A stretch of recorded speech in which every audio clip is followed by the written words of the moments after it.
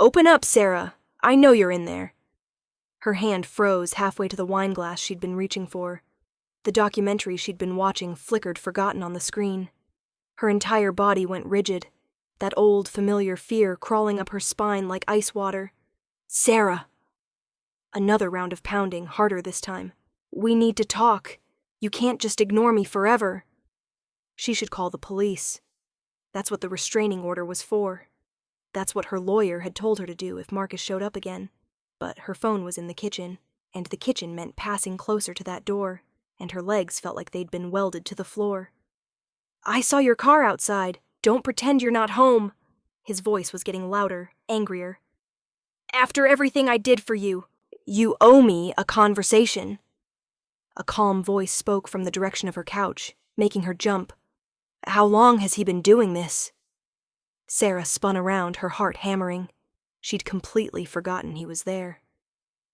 Luca Moretti sat exactly where she'd left him 5 minutes ago, looking utterly relaxed in her modest living room like he owned the place. Which, technically, he did. He owned the whole building. He owned half the buildings in this neighborhood.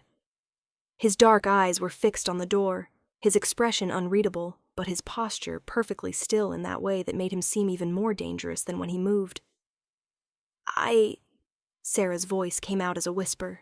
She cleared her throat. This is the 4th time this month. I have a restraining order. But let me in. Marcus's shout was followed by what sounded like him kicking the door. You think you're too good for me now? You think you can just throw away 3 years like they meant nothing? 3 years. 3 years she'd spent walking on eggshells, making herself smaller, apologizing for things that weren't her fault. 3 years of, I'm sorry, baby. I didn't mean it, and if you hadn't made me so angry, and no one else will ever love you like I do. She'd gotten out 6 months ago. Most days she still couldn't believe she'd actually done it. Luca stood up. He moved like water, smooth and unhurried, and suddenly he was right beside her. Up close, she was reminded again just how tall he was. How solid. How utterly terrifying he could be when he wanted to be. Stay here, he said quietly. Mr. Moretti, you don't have to. He was already walking toward the door. Sarah's breath caught in her throat. She wanted to tell him to stop, that it wasn't his problem, that she could handle it. But the truth was, she couldn't handle it. She'd been handling it for 6 months, and Marcus kept coming back, and the police couldn't seem to do anything that actually made him stop. Luca unlocked the door and pulled it open in one smooth motion. Marcus was mid-knock, his fist still raised. He blinked, clearly not expecting the door to actually open. He was drunk. Sarah could tell from the way he swayed slightly, from the glassiness of his eyes. He was wearing the same clothes he'd probably worn to work, rumpled now, his tie loosened. Who the hell are you? Marcus demanded, his face flushing red. I'm the person who lives here, Luca said calmly. It was a lie, but Marcus didn't know that. Sarah had only learned herself an hour ago, when Luca had knocked on her door to discuss the building's new security system he was installing. She'd been nervous, inviting her landlord in for coffee, but he'd been surprisingly easy to talk to. Polite, professional, until Marcus started pounding on the door. That's crap, Marcus snarled, pushing forward. Sarah lives here, alone. I want to talk to my girlfriend. Ex-girlfriend, Sarah found herself saying, even though her voice shook. We broke up, Marcus, 6 months ago. Marcus's eyes found her over Luca's shoulder, his expression twisted into something ugly. Baby, come on, this is crazy. We can work this out. We always work things out. There's nothing to work out. Sarah forced herself to stay put, even though every instinct screamed at her to run. You need to leave. You're violating the restraining order. That stupid piece of paper? Marcus laughed, the sound bitter. You really think that means anything? After everything we've been through? After everything I've done for you? Done for her? Luca's voice hadn't gotten louder, but something in it had changed. Gone colder. Is that what you call showing up at her home repeatedly after being told to stay away? Marcus finally seemed to register that Luca wasn't moving, that he was blocking the entire doorway with his body, and that he was several inches taller and considerably more solid than Marcus's soft office worker frame. "This is between me and Sarah," Marcus said, but some of the bluster had leaked out of his voice. "No," Luca said simply. "It's not." "Who are you? Her new boyfriend?" Marcus's lip curled. "That was fast, Sarah. Real classy. How long were you seeing this guy before you left me, huh?" Sarah felt her face burn. It was so typical of Marcus, taking the truth and twisting it until somehow she was the villain in the story. "I'm not," she started. "She doesn't owe you an explanation," Luca cut her off. "She doesn't owe you anything. She's asked you to leave. I'm asking you to leave. This is your last chance to do it on your own." Marcus puffed up, trying to look bigger. "Or what? You going to call the cops?" "Go ahead. I'll be back tomorrow. And the next day. And the day after that. Sarah knows I don't give up." "Actually," Luca said, and now there was something almost pleasant in his voice, which somehow made it worse. "I wasn't planning to call the cops." He stepped forward, forcing Marcus to step back into the hallway. Sarah couldn't see what Luca did next. His body blocked her view, but she heard Marcus make a small, choked sound. "Let me explain something to you," Luca said, his voice low enough that Sarah had to strain to hear. "This building belongs to me. This entire block belongs to me, and I take care of what's mine. That includes my tenants. That includes Sarah." "You're threatening me?" Marcus's voice had gone high and thin. "I'm explaining the situation," Luca corrected. "The situation is this. You're going to walk away right now. You're going to delete Sarah's number from your phone. You're going to forget this address, and you're never going to contact her again. Not through friends, not through family, not through showing up at her work. Are we clear? You can't tell me what to do. I'll sue you. You'll what?" Luca's voice could have cut glass. "Please, finish that sentence. I'm curious what you think you can do." There was a long silence. Sarah realized she'd been holding her breath. "Do you know who I am?" Luca asked. It wasn't a boast. It was a genuine question, asked with the mild interest of someone inquiring about the weather. Sarah couldn't hear Marcus's response, but she saw the exact moment understanding hit him. His face went pale, then gray. "Oh God," Marcus whispered. "Oh God, I didn't know." "Now you do," Luca said. "So let me ask you one more time, and I suggest you think very carefully about your answer. Are we clear?" "Yes." Marcus's voice was barely audible. "Yes, we're clear. I'm sorry. I didn't mean I'll go." "I'm going." "Good choice." Luca stepped back into the apartment and closed the door. Sarah heard Marcus's footsteps, practically running down the hallway. The stairwell door banged open and shut. Then there was silence. Sarah found herself sitting down on her couch without quite remembering making the decision. Her hands were shaking. She clasped them together in her lap. Luca locked the door, both locks, and turned to look at her.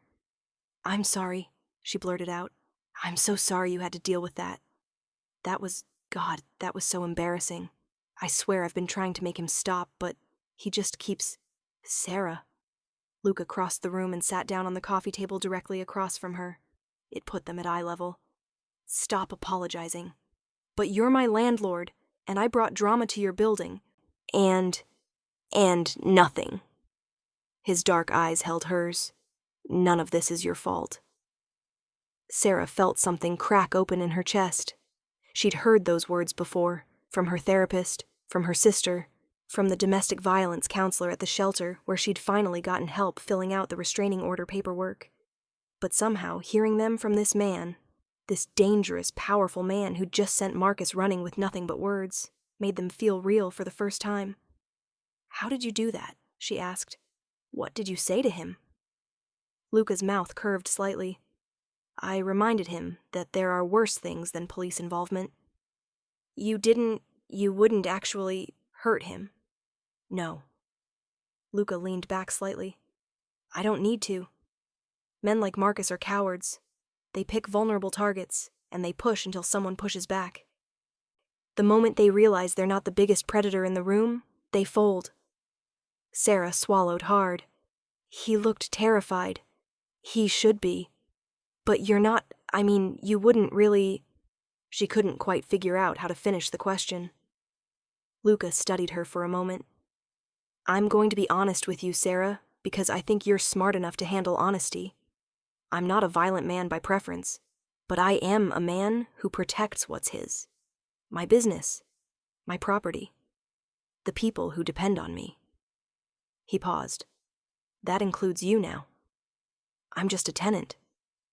You're a woman who's been terrorized in a building I own. That makes it my problem. His expression softened slightly. Beyond that, you're someone who clearly needs help, and I'm in a position to provide it. So I am.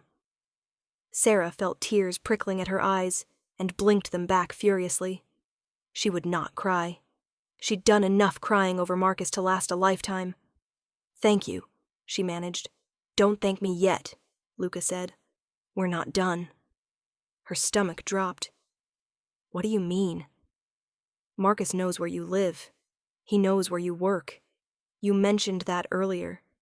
And now he knows who I am, which means he knows exactly how much trouble he's in if he comes back here. Luca stood up, pulling out his phone. Which means he's going to stay away from this building, but that doesn't mean he's done. You think he'll try something else? I think men like him don't like being backed into corners. They get desperate. He tapped something on his phone screen. I'm going to have a couple of my people keep an eye on you for the next few weeks. Just to make sure. Sarah's heart hammered. That's not necessary. I can't ask you to... You didn't ask. I'm offering. He glanced up at her. Or more accurately, I'm telling you. You can argue if you want, but it won't change anything. There was something almost comforting about his certainty. Sarah had spent so long trying to handle everything herself, trying to be strong enough and smart enough and careful enough to stay safe. The idea of someone else taking that burden, even for a little while, was dizzying. I don't understand why you're doing this, she said quietly. Luca tilted his head slightly, studying her. Do you know why I came here tonight? To talk about the security system? She shook her head. I've been updating all the buildings I own. Better cameras, better locks. Panic buttons in every unit. He slipped his phone back into his pocket. Do you know why? Better protection? Better protection for the women who live in them, he corrected. I started noticing a pattern about 6 months ago. Women renting alone. Broken leases in the middle of the night. Police reports. I did some research, talked to some of my property managers. His jaw tightened. Turns out I was inadvertently renting to a lot of women trying to escape bad situations. The kind of situations where their exes show up and cause problems. Sarah's breath caught. So, I decided to do something about it, Luca continued. Better security, stricter policies about who's allowed in the buildings, and a clear message to my staff. If anyone reports harassment or threats, I want to know about it immediately. That's actually really amazing, Sarah said. It's basic human decency, Luca corrected, but apparently that's in short supply these days. He moved toward the door, then paused. I'm going to have someone posted outside tonight, just in case Marcus decides to come back. Mr. Moretti, Luca, he said. If I'm going to be protecting you, we can skip the formalities. Luca, she tried again, the name feeling strange on her tongue. This is too much. I don't want to be a burden. You're not a burden, Sarah. He turned back to face her fully. You're someone who had the courage to leave a bad situation. That takes strength. What happens next? Making sure you stay safe? That's on the rest of us. He left before she could respond, closing the door quietly behind him. Sarah sat there for a long moment staring at the door. Then she got up, poured herself a very large glass of wine, and tried to process what had just happened. Her ex-boyfriend, who'd been making her life miserable for 6 months, had just been scared off by her landlord. Her incredibly attractive, apparently very dangerous landlord, who'd just casually mentioned having people, and made Marcus go pale with a single question. She should be terrified, She should be packing her bags and finding a new apartment immediately. Instead, for the first time in as long as she could remember, she felt safe. The next morning, Sarah woke up to a text from an unknown number. "There's a car waiting downstairs to drive you to work. Driver's name is Marco. He'll wait and bring you home tonight. This will continue until I'm satisfied Marcus is no longer a threat. LM." Sarah stared at her phone. A car. He'd sent her a car and driver. She should refuse. This was too much. Way too much. She went downstairs. Marco turned out to be a quiet man in his 50s who opened the door for her with a polite nod and drove her to work without trying to make conversation. When she got out at her office building, he handed her a card. "My number," he said. "You need anything, you call. I'll be here at 5 to pick you up." Sarah made it through approximately 2 hours of work before her sister called. "Okay, spill," Jennifer said the moment Sarah answered. "Who's the hot guy? What are you talking about?" "The extremely hot guy currently sitting in a car outside your building having a very intense conversation with Marcus." Sarah's blood ran cold. "Marcus is there?" "Was there. Your hot friend said something and Marcus literally ran away, like actually ran. It was the most satisfying thing I've ever seen." Jennifer paused. "So who is he?"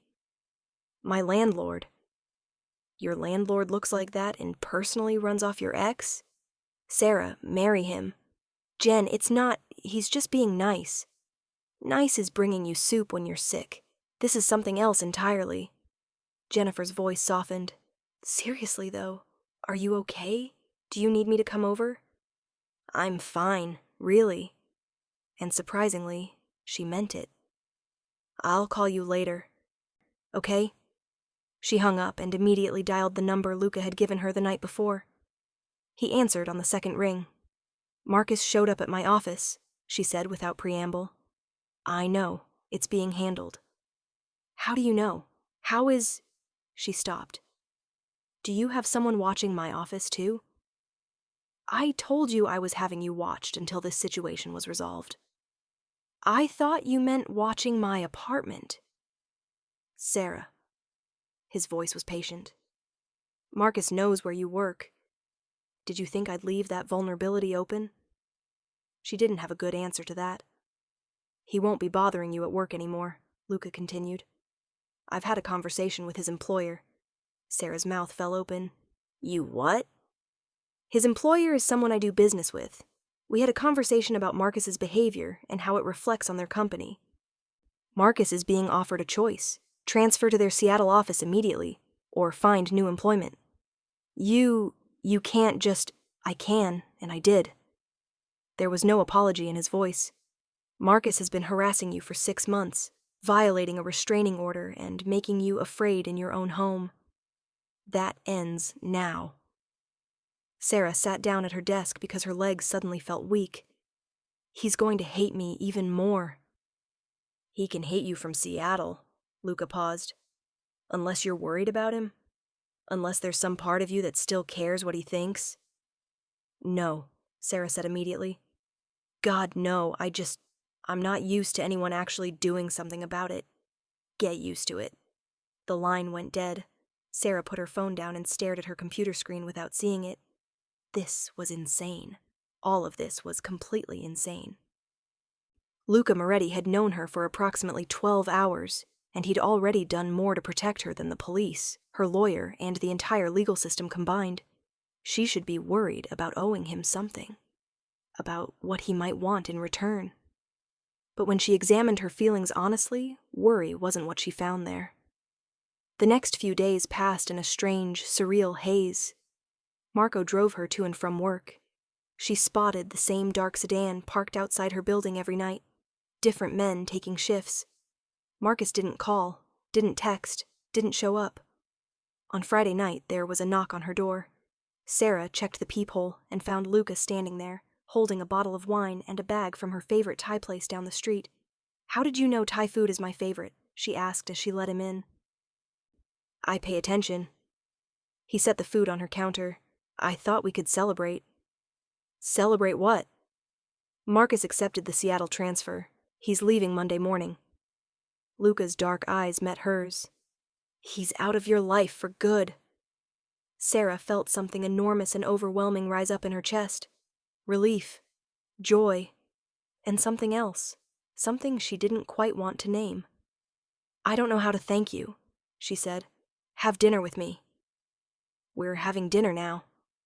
"No, I mean really have dinner with me. Tomorrow night. Let me take you somewhere nice." Sarah's heart started hammering. "Like a date?" "Like a date," Luca confirmed. I don't know if that's a good idea." "Why not?" "Because you're my landlord, and because you just solved my biggest problem, and because She stopped. "I don't want you to think I owe you anything." Luca set down the wine bottle very carefully. Then he crossed the space between them until he was standing right in front of her. "Let me be very clear," he said quietly. "You don't owe me anything. What I did, because it was the right thing to do.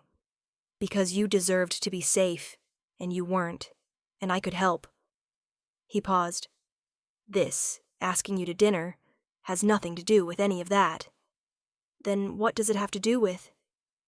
"The fact that you're smart and funny and stronger than you give yourself credit for."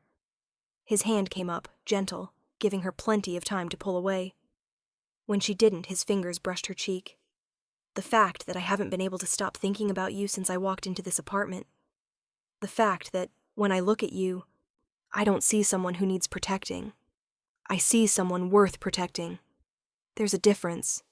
Sarah's breath caught. "I just got out of a relationship." "I know." "A really bad one." "I know that, too." "I'm probably not ready for this." "Probably not," Luca agreed. His thumb traced the line of her jaw. "So we'll go slow. We'll have dinner tomorrow. We'll talk. And if you decide you're not interested, I'll respect that. I'll still make sure you're safe. I'll still be your landlord. Nothing changes unless you want it to." It was the "unless you want it to" that got her. The way he put all the power in her hands. The way he made it so clear this was her choice. No pressure, no expectations. Marcus had never given her choices. He'd given her ultimatums, demands, made her feel like she should be grateful for his attention. Luca was offering her the world and asking for nothing in return except permission. "Okay," Sarah heard herself say. "Dinner tomorrow." The smile that crossed Luca's face was devastating. "Good." They ate Thai food and drank wine, and Luca told her stories about growing up in this neighborhood, back before he owned half of it. He made her laugh. He listened when she talked. He never once made her feel like she should be someone other than who she was. When he left, he kissed her cheek, just her cheek, and told her he'd pick her up at 7. Sarah closed the door behind him and leaned against it, her heart racing. She was in so much trouble. The next night, Luca took her to a restaurant she'd walked past 100 times but never dreamed of entering. The kind of place where they knew him by name, where the owner came out to greet him personally, where they were led to a private table with a view of the city lights. "This is too much," Sarah said as she looked at the menu. Everything was in Italian. Nothing had prices. "Nothing is too much," Luca corrected. "Not for you." They talked for 3 hours. Sarah learned that Luca's family had come to this city 3 generations ago, with nothing but determination and a willingness to work hard. That he'd started buying buildings when he was barely 25, fixing them up, turning them into safe places for people who needed them. "My grandmother used to say that power without purpose is just noise," Luca said, swirling the wine in his glass. "I never wanted to just make money. I wanted to mean something." "You do," Sarah said. "Mean something, I mean." "What you did for me is what anyone should have done. But no one else did." Luca's expression darkened. "No one else saw you the way I do. And how do you see me?" He leaned forward, his eyes intense. "I see someone who survived something that breaks other people. Someone who's rebuilding herself piece by piece, even though it's terrifying. Someone who's beautiful, even though she doesn't believe it yet." His hand covered hers on the table. "I see someone I want to know better, if you'll let me." Sarah felt tears prickling at her eyes again. She was not going to cry in this beautiful restaurant. "I want that too," she whispered. "Then let's start here. Luca's thumb traced circles on the back of her hand. Tell me something real. Something you don't tell most people. Sarah took a breath. I'm scared, she admitted. All the time. Even now, with Marcus gone, I'm scared. Because for 3 years, he made me believe I was weak, that I needed him, that no one else would ever want me, and part of me still believes it. That part is wrong, Luca said immediately. I know, intellectually I know, but knowing something in your head and believing it in your heart are different things. Then let me show you. Luca's grip on her hand tightened. Let me prove to you that you're worth more than he ever made you feel, that you're strong and smart and capable, that you deserve someone who treats you like you matter. Why? Sarah asked. Why do you even care? Luca was quiet for a moment. My mother stayed, he said finally. With my father. He wasn't a good man, Sarah. He drank too much. He had a temper, and he made her miserable. She stayed for years, thinking she had to, thinking that's just what women did. By the time she finally left, she'd forgotten who she was without him. I'm sorry, Sarah said quietly. She got out eventually, rebuilt her life. But I watched what it cost her, and I swore I'd never be like him, that I'd never make someone feel small, and that if I ever had the power to help someone in that situation, I would. His eyes met hers. So that's why I care. Because no one helped my mother until it was almost too late. Because you remind me of her, strong and scared and trying so hard to be brave. And because when I look at you, I see someone worth fighting for.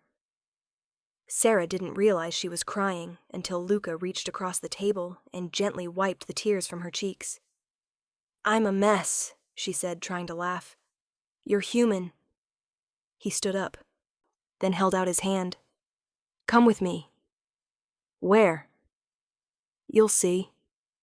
He led her through the restaurant and up a set of stairs she hadn't noticed before. They emerged onto a rooftop terrace, private and beautifully lit, with the entire city spread out below them. This is gorgeous, Sarah breathed. It's mine, Luca said. The whole building. This restaurant. The apartments above it. I come up here sometimes when I need to think. Why did you bring me here? Luca turned to face her fully. Because I want you to see what I see. I want you to understand that you are not broken or damaged or any of the things Marcus made you feel. You're someone who deserves beautiful things. He stepped closer. You're someone I want in my life. Not because I feel sorry for you, not because you owe me, but because you're fascinating and brave. And when you smile, really smile, it's the best thing I've seen all week. Sarah's breath caught. Luca, I know it's too soon, he said. I know you need time. I'm willing to wait, Sarah, as long as you need. But I need you to know that this is real for me. What I feel when I look at you, that's real. What do you feel? Sarah asked, barely breathing. Like I've been looking for something I didn't know I needed until I found it. He kissed her then, and it was nothing like kissing Marcus had ever been. There was no demand in it, no expectation. Just gentle pressure, a question being asked with his lips against hers, giving her all the power to answer. Sarah answered by wrapping her arms around his neck and kissing him back. When they finally broke apart, both breathless, Luca rested his forehead against hers. Stay with me tonight, he murmured. Just stay. We don't have to do anything except be together. I just want you close. Sarah should say no, should go slow, should protect herself. Okay, she said instead. Luca's apartment was 3 floors above the restaurant, and it was nothing like Sarah had imagined. She'd expected something cold and modern, all steel and glass.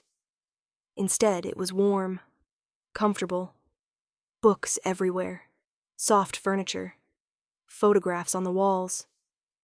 It's not what people expect, Luca said, watching her look around. It's perfect, Sarah said honestly. They stayed up until 2 a.m, talking about everything and nothing. Luca told her about the buildings he wanted to buy, the neighborhoods he wanted to revitalize. Sarah told him about her job. She was an accountant at a mid-sized firm, and her dream of maybe starting her own business someday. "You should," Luca said immediately. "I don't have the capital. I'll invest in you." Sarah laughed. "You don't even know if I'd be any good at it. You're good at everything you do, I can tell." He pulled her closer on the couch where they'd been sitting. "And even if you weren't, I'd still invest, because I believe in you." When Sarah finally fell asleep, it was with her head on Luca's shoulder and his arms wrapped around her, and for the first time in as long as she could remember, she didn't have nightmares. She woke up to sunlight streaming through unfamiliar windows and the smell of coffee. Luca was in the kitchen, and when he saw she was awake, he brought her a cup exactly how she liked it. "How did you know?" she asked. "I pay attention," he said again, smiling. They spent the whole day together. Luca showed her more of his buildings, introduced her to some of his tenants, people who clearly respected him, even loved him. Sarah saw a different side of him, the man who remembered everyone's names, who asked about their kids, who'd quietly paid someone's medical bills when they'd fallen behind on rent. "You're a good person," she said as they walked back to her apartment that evening. "I try to be. No, I mean it. You could use your power for anything, but you use it to help people." Luca stopped walking and turned to face her. "I use it to help people I care about," he corrected.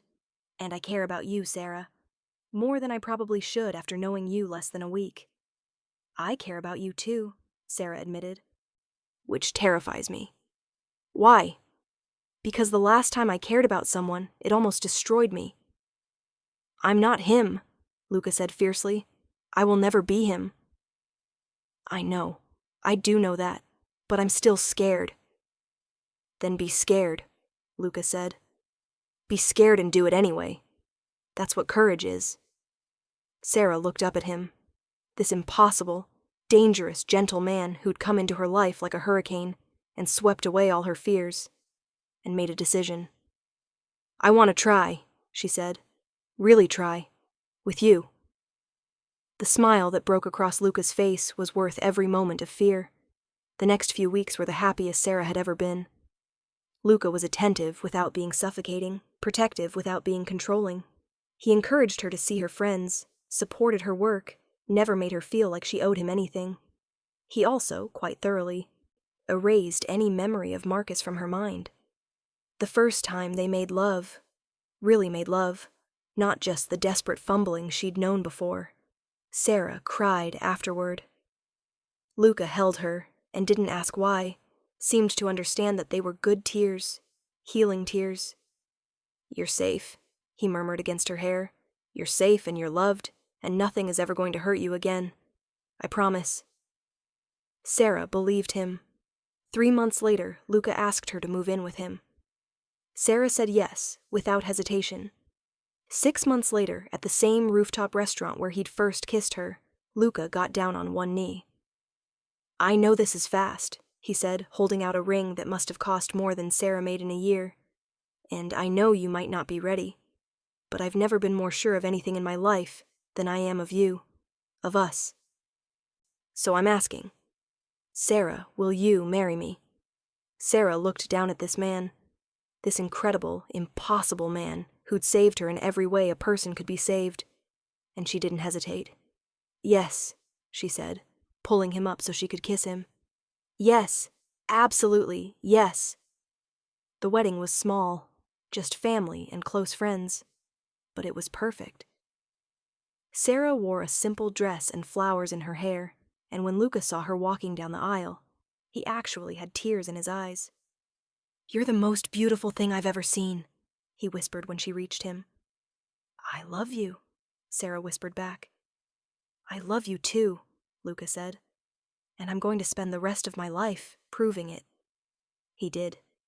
Years later, when Sarah looked back on that night, the night Marcus had pounded on her door and Luca had been sitting on her couch, she marveled at how one moment could change everything, how the worst night of her life had transformed into the beginning of the best life she could have imagined. She built that business she'd dreamed about, with Luca's support and investment. It thrived. She thrived. They had children, a boy and a girl, and Luca was the kind of father Sarah had always hoped for, but never expected to find. Gentle and patient and present. Marcus tried to come back once, about 5 years after that night. He showed up at Sarah's office, wanting to talk, saying he'd changed. Luca was there within 10 minutes. Sarah never found out what was said, but Marcus left the city permanently the next day. "What did you do?" Sarah asked that night.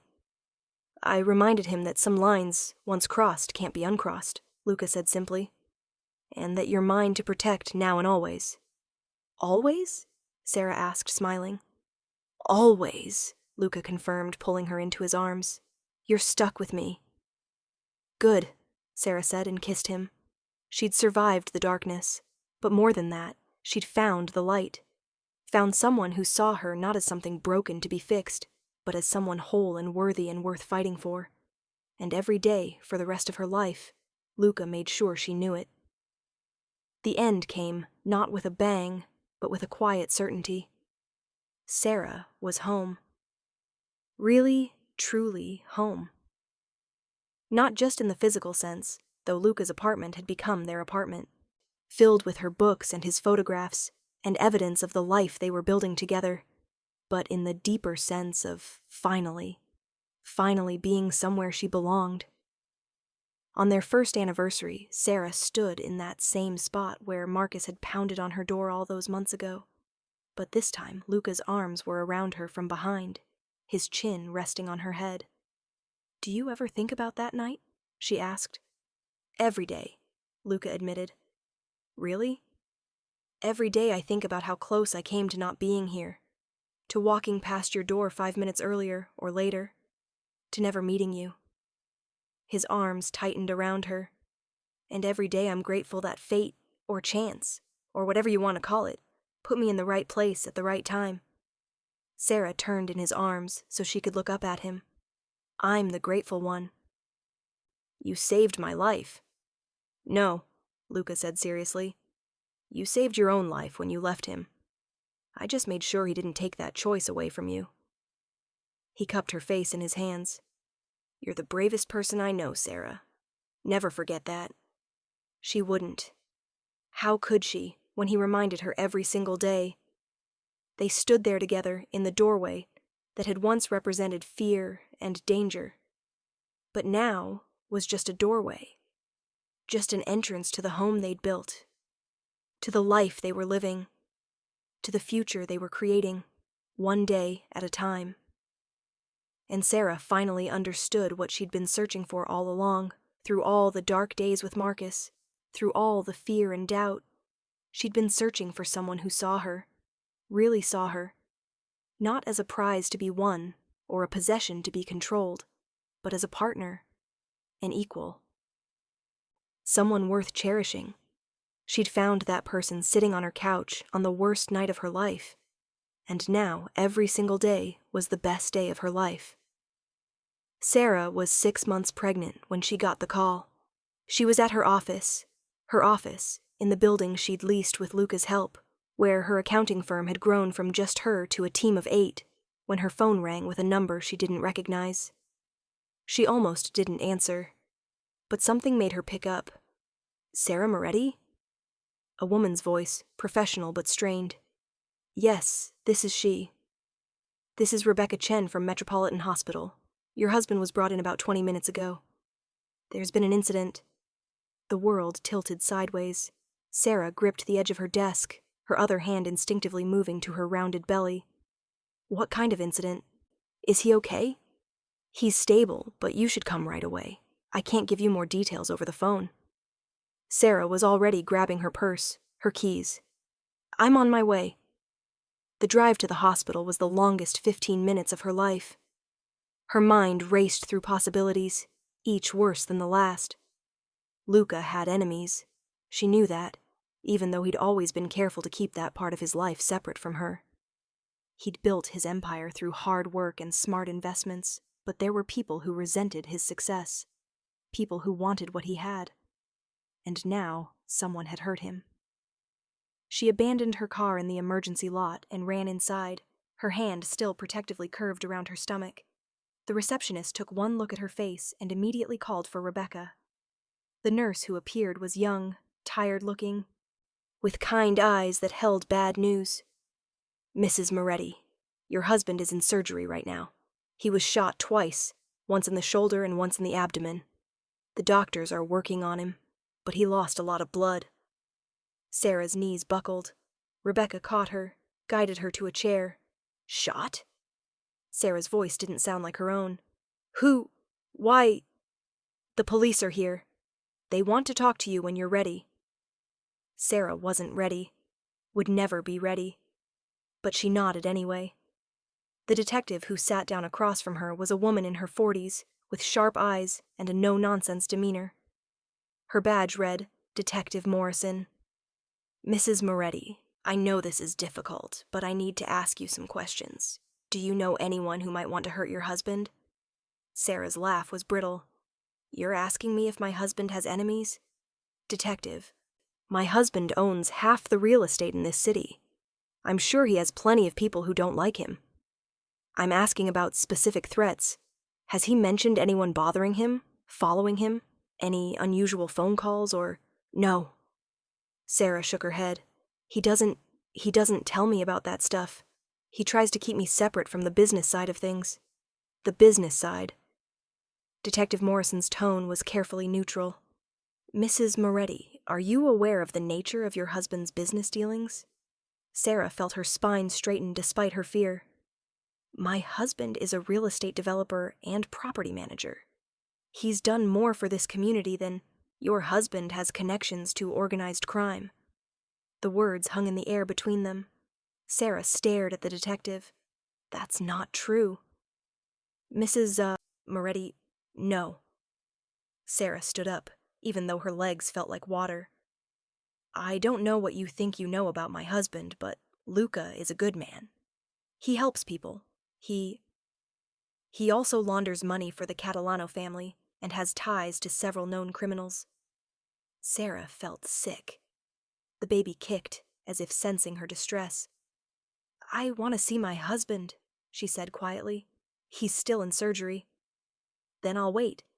But I'm done answering questions without a lawyer present." Detective Morrison sighed and stood up. "Call me if you think of anything." She handed Sarah a card. "And Mrs. Moretti, be careful. Whoever shot your husband might not be finished." Sarah sat in the surgical waiting room for 4 hours. Marco appeared at some point, Luca's loyal driver who'd become a friend over the years, and sat beside her without a word. Other men came and went, men Sarah recognized from Luca's buildings, his businesses. None of them spoke to her directly, but their presence was oddly comforting. Finally, a surgeon appeared, still in his scrubs. "Mrs. Moretti, your husband made it through surgery. The next 24 hours will be critical, but he's strong. We're cautiously optimistic." Sarah felt tears streaming down her face. "Can I see him?" "He's in recovery. Give us another hour, and then you can sit with him." That hour felt like days. When they finally let her into his room, Sarah had to stop in the doorway because the sight of him, pale and still, tubes and wires everywhere, machines beeping, nearly broke her. But she forced herself to walk to his bedside, to take his hand. "You're going to be okay," she whispered. "You have to be okay. Our baby needs you." "I need you." Luca's eyes fluttered open. He looked at her, and even through the pain medication, she could see the fear in his eyes. Not fear for himself, fear for her. "Sarah," his voice was barely audible, "you need to leave the city."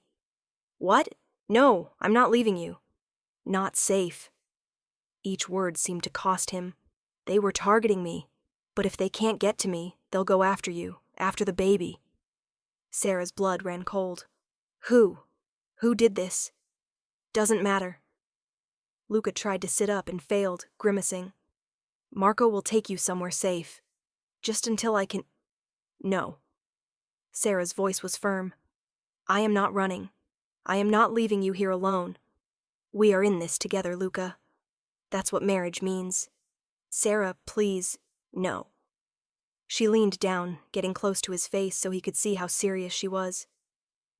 You spent 2 years teaching me that I don't have to be afraid anymore, that I'm strong enough to face anything. You don't get to send me away now because things got scary. We face this together, or not at all. Luca stared at her for a long moment.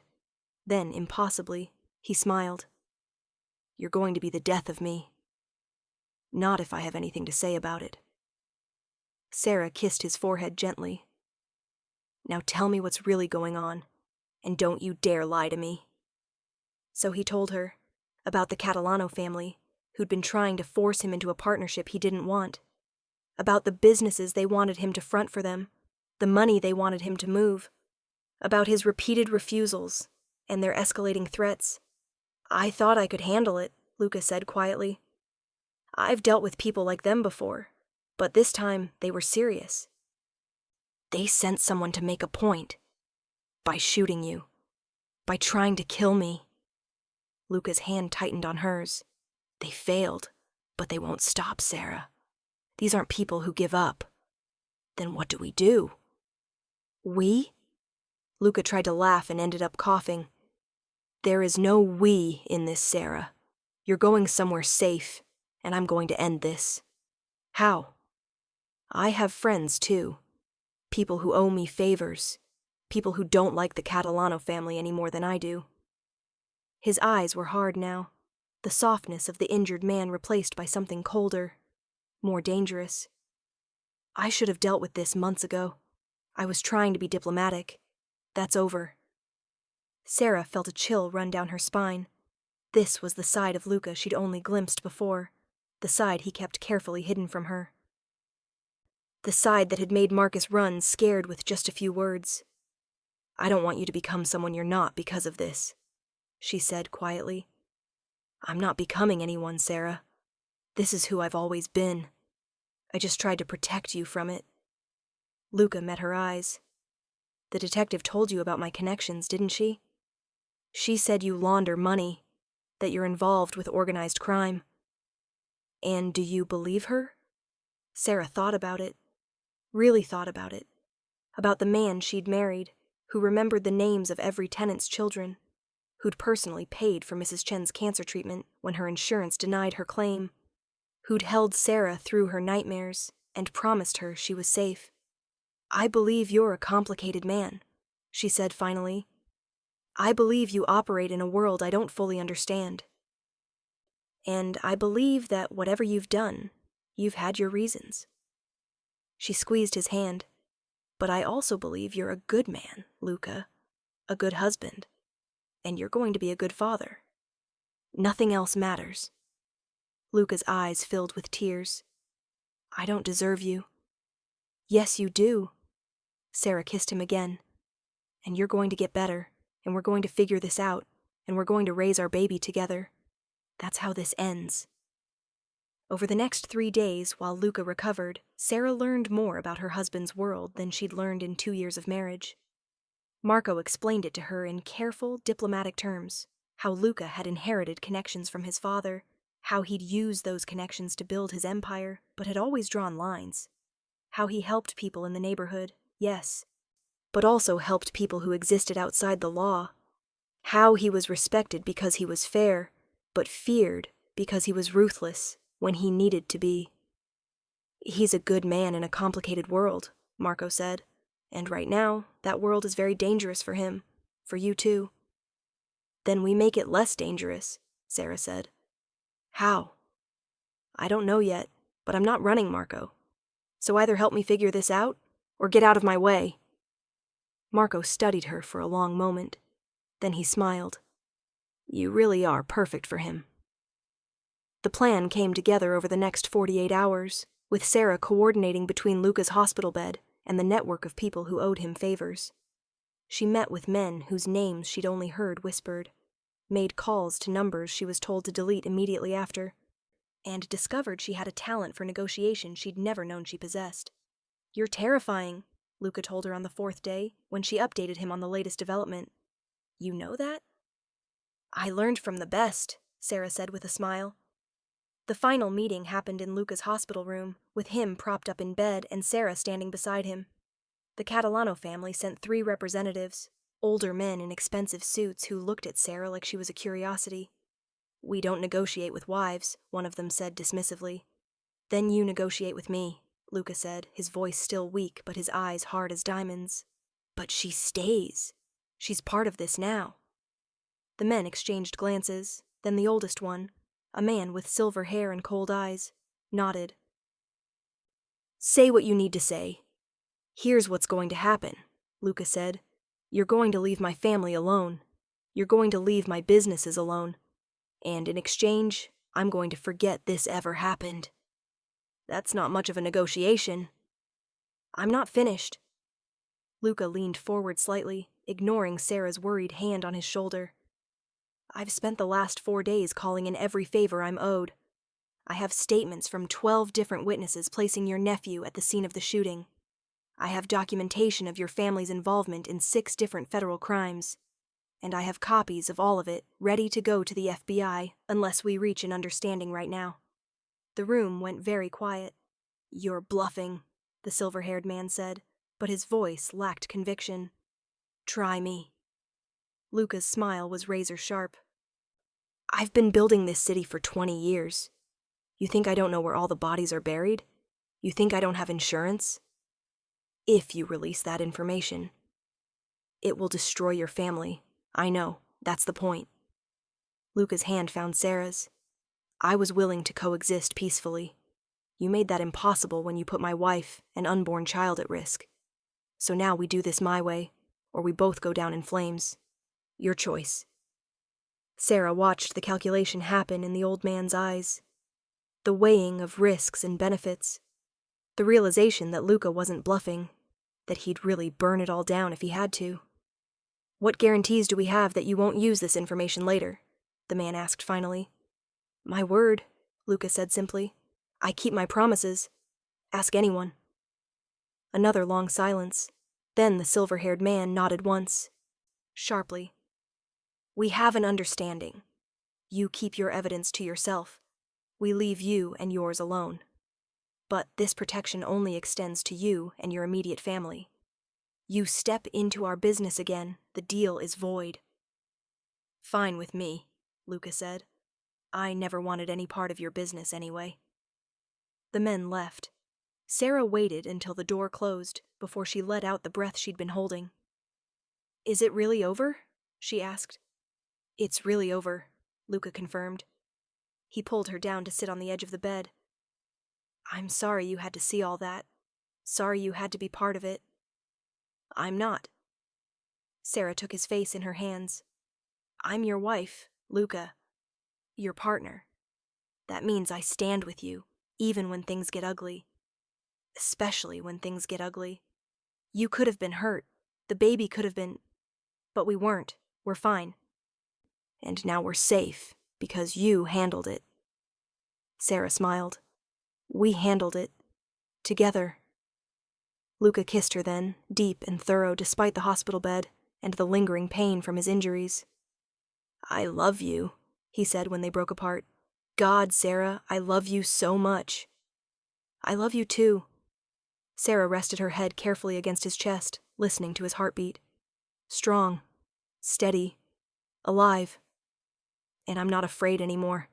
Not of Marcus, not of the Catalano family, not of anything. Because I know that whatever comes, we'll face it together." "Together," Luca agreed, his arms around her. 3 months later, their daughter was born. They named her Grace, because Luca said that's what Sarah had brought into his life. Grace and redemption, and a second chance at being the man he'd always wanted to be. The Catalano family kept their word. There were no more threats, no more violence.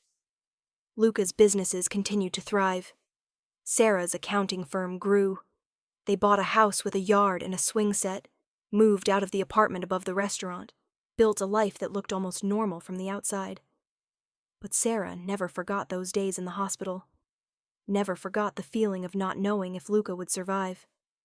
Never forgot the cold calculation in those old men's eyes as they decided whether her family would live or die. She also never forgot her own strength. The way she'd refused to run. The way she'd stood beside Luca's hospital bed and helped him negotiate their safety. The way she'd discovered she was capable of so much more than she'd ever imagined. On their 3rd anniversary, Luca took her back to that rooftop restaurant where he'd proposed. The same private terrace, the same view of the city lights. "Do you ever regret it?" he asked as they stood looking out over the city. "Marrying me? Getting pulled into my world?" Sarah turned to look at him, her husband, her partner, the father of her child, the man who'd saved her and then let her save him right back.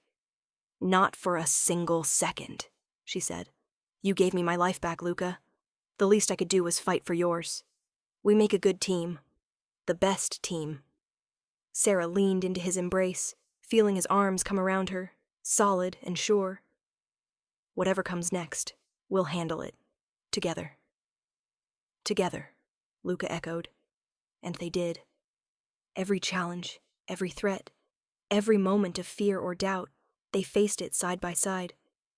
The way they'd faced everything since that night when Marcus had pounded on her door and found Luca Moretti sitting on her couch. Sarah had gone from a woman too afraid to answer her own door to a woman who stared down mobsters and won. She'd found her strength, her voice, her purpose. But most importantly, she'd found her home. Not in a place, but in a person. In the man who'd seen her at her lowest and loved her anyway. Who'd protected her fiercely, but never made her feel weak. Who'd given her the space to discover who she really was, and then stood back and admired what she became. Years later, when Grace was old enough to ask questions, Sarah told her the truth. About Marcus, about the shooting, about the complicated world her father navigated with grace and strength. "Were you scared?" Grace asked. "Terrified," Sarah admitted. "But being scared doesn't mean you can't be brave.